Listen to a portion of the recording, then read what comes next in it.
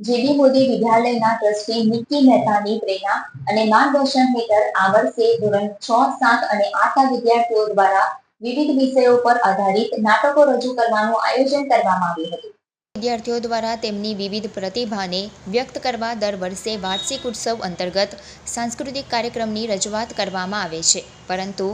એકરાગીતાથી કંઈક અલગ અને નવીન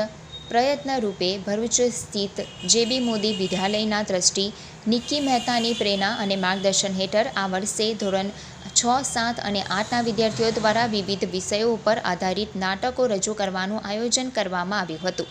અભિનય અને નાટક વિદ્યાર્થીઓને વિવિધ ભાવનાની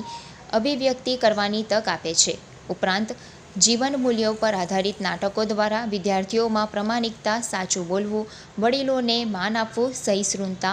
અનુકંપા જેવી મૂલ્યોની જાળવણી તથા શ્રવણ અને અભિનય જેવા કૌશલ્યનો વિકાસ થાય એવા ઉત્કૃષ્ટ હેતુ સાથે આયોજિત કરાયેલ બાળ નાટકો અંતર્ગત અગાઉ રજૂ થયેલ ધોરણ 6, 7 અને 8માં ભણતા 41 પૈકી 40 વિદ્યાર્થીઓ દ્વારા 3 નાટક રજૂ કરાયા હતા. કાર્યક્રમના મુખ્ય અતિથિ તરીકે જાણીતા ચાર્ટર્ડ એકાઉન્ટન્ટ તથા